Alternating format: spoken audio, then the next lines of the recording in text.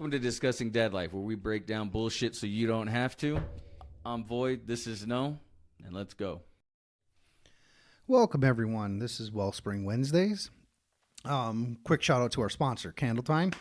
Buy candletime.net. Links in the description. 5 cents available. Citronella, coconut, peach, sea breeze, and lakeshore.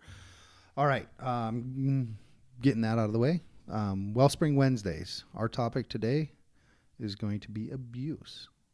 Okay.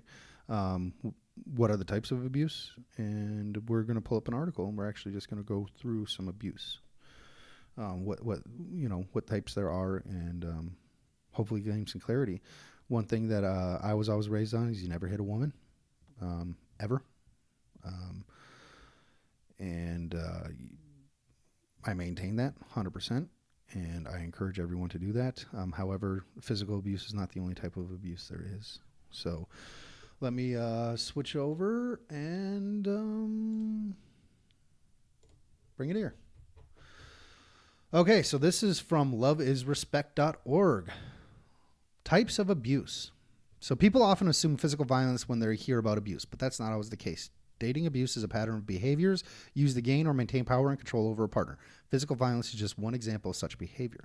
Remember, no one deserves to experience abuse in any capacity, and every type of abuse is serious. If you recognize any of these warning signs in your relationship, you can always reach out to us via text, phone, or live chat. Interesting. So cool. They're also just giving a resource. So, yeah, right down here, guys. Call 1-866-331-9474. You can chat, or you can text Love Is to 22522. Sweet. So, great. I'm going to give that information out. So, learn about abuse. Understanding common types of abuse will better prepare you to identify them. When you see them experiencing even one or two of these warning signs may be a red flag that abuse is present in your own relationship. So there's physical abuse, emotional and verbal abuse, sexual abuse, financial abuse, digital abuse, and stalking. So physical abuse is any intentional unwanted contact with you or someone close to your body, or any behavior that causes or has the intention of causing you injury, disability, or death. Abusive behaviors may not always cause physical pain or leave a bruise, but it's still unhealthy and should always be taken seriously. So some examples: scratching, punching, biting, strangling, choking, or kicking, throwing items at you like a phone, book, shoe, or plate. I've had a plate thrown at me on a few times. Pulling your hair, pushing or pulling you, forcibly grabbing your clothing, threatening to use or using a gun, knife, box cutter, touching any part of you without permission or consent, forcing you to have sex or perform sexual acts, grabbing your face to make you look at them, preventing you from leaving or forcing you to go somewhere. So what should you do? Know that you're not alone. More than 1 in 10 high school students have already experienced physical aggression from a dating partner, and many weren't equipped to respond with it, right? So commit yourself to not making excuses for your partner's abusive behavior and chat with us now.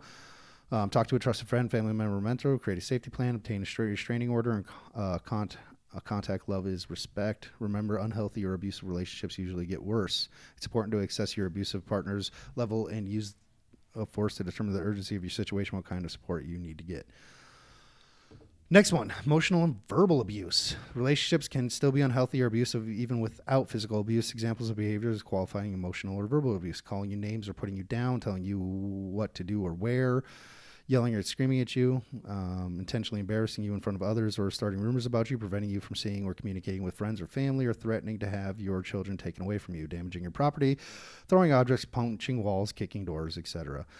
Using online communities or communications to control, intimidate, or humiliate you, blaming abusive or unhealthy behavior on you and your actions, being jealous of outside relationships or accusing you of cheating, stalking you or loved ones, threatening to harm you or your pets, threatening to harm themselves to keep you from ending the relationship, gaslighting you by pretending not to understand or refusing to listen to you, questioning your recollection of facts, events, or sources, trivializing your needs, making you feel guilty or immature when you don't consent to sexual activity, and then threatening to expose personal details such as your sexual orientations or immigration status. Interesting. So remember, emotional abuse is never, ever your fault. Talk to someone you trust, like a close family member, friend, family member, or mentor, and make a plan for your safety. Sexual abuse. So examples of sexual abuse include unwanted kissing or touching, unwanted rough or violent sexual activity, refusing to use condoms or restricting someone's access to birth control, preventing someone from using protection against STIs, Sexual contact with someone intoxicated from drugs or alcohol, unconscious, asleep, or otherwise unable to give clear and informed consent, threatening, pressuring, or otherwise forcing someone to have sex or perform sexual acts, using sexual insults towards someone. So I'm assuming contact someone you trust, right? Most of this is always going to be contact someone you trust, like a close family friend. And then from there going.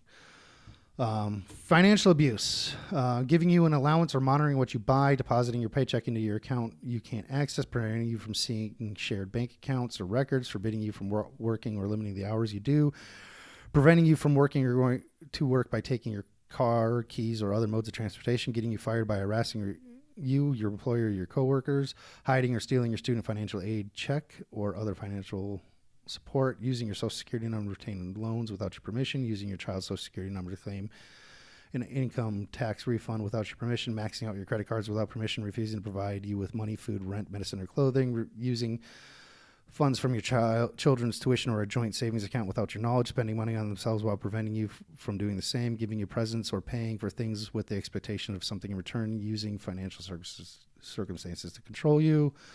Financial abuse is usually coupled with emotional or physical abuse. If you're not in control of your finances, your partner is taking money from your bank account, it is especially scary to leave an abusive relationship.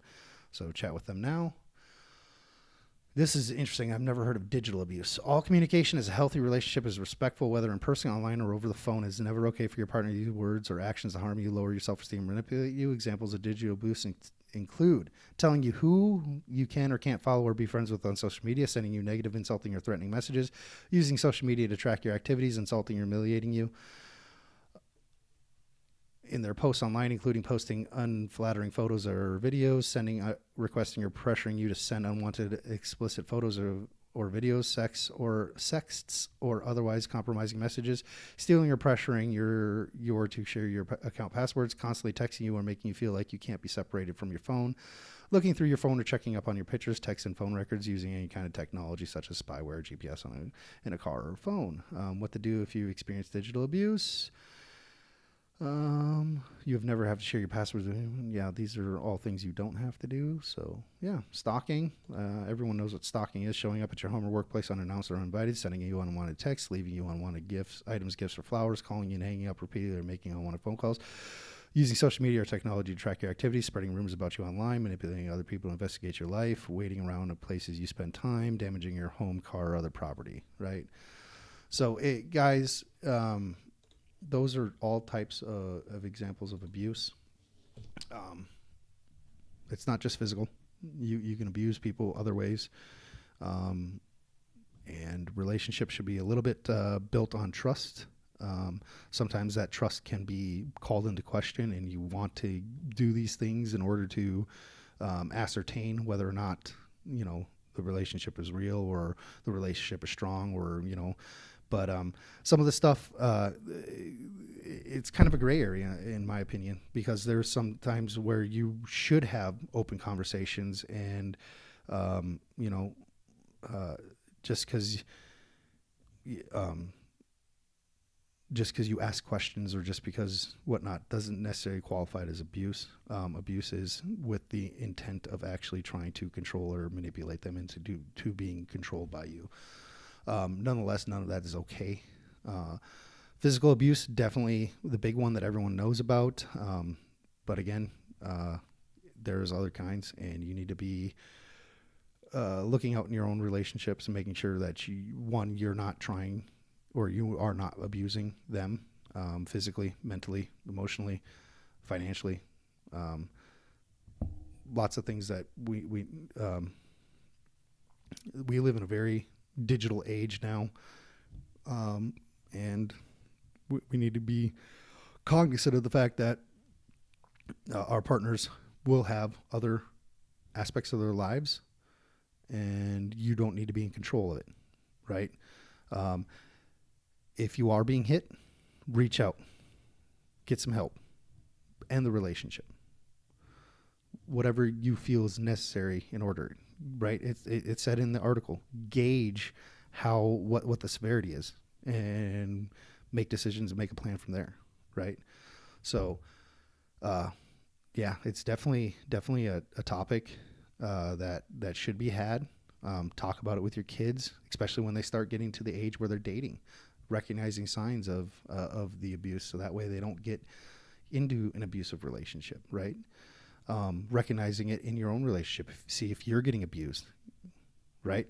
I'm not gonna lie. I said it when I've had plates thrown at me. You know, say something wrong and I got a plate thrown at me, shattered against the wall right next to my head. Crazy. Wish I would have known a little bit more back then when that first happened, but didn't. Lived, learned, and became a little bit better. So, you know, yeah. Everyone, be cognizant of what actions you're doing and what actions are being done to you, and go from there. I would also encourage everyone, if you are in an abusive relationship, to reach out and get help. We gave the number, we gave the live chat, and we gave the text, the 22522. Love is, right? So it seems like they could be able to help offer you guys some solutions. So, you know. Oh, okay. Now let's move into a different topic, which is more or less what I'm trying to accomplish. I'm trying to get arranged a sit-down meeting between myself and two women, and we are going to have a long format conversation, basically discussing relationships, discussing children, discussing OnlyFans and sexually explicit material that you're putting out online, and whether or not that's acceptable in relationships or not. My stance, you guys should already know this, is that's 100% unacceptable. What I want to include in there is partaking in it from a male point of view, right? So a lot of times men don't want their girlfriends or their wives or whatever doing any of these sexual activities online, like doing cam modeling or whatever, or OnlyFans or what have it be. But then on the flip side, we also, I think we need to do the flip side, which is men looking at pornographic material and whether or not that's acceptable or not. The other things I kind of want to discuss is the differences between men and women in relationships and how they view things. And then I also want to talk about what men bring to the relationship versus what women bring to the relationship, and whether or not forming a true partnership is worthwhile, or should it be that one is in a command role and one is in a submissive role. I think I don't have the answer on that one. I've listened to other podcasts where obviously one is the leader. There is always going to be a leader in the relationship. But a good leader will also respect the person that they're leading, right? So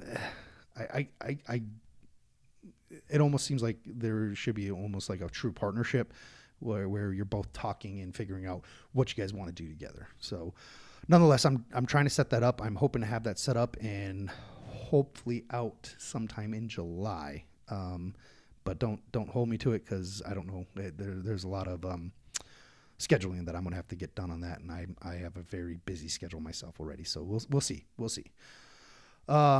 Yeah. So we'll do a shout out from our sponsor real quick, Candle Time. Buy candletime.net. Link is in the description. Check us out. She has citronella, lakeshore, sea breeze, peach, and coconut available. Yeah. Fun stuff, guys. Fun stuff. All right. Yeah. Give us a like, share, and subscribe. And then, let's just have the conversation. Are there other forms of abuse that we did not cover today that could be thrown in there? What are other examples of different styles of abuse that you see? And, let's have that conversation and go from there. So till next time, guys, I'll talk to you later. Thank you for watching. Please give us a like, share, and subscribe. Till then, peace.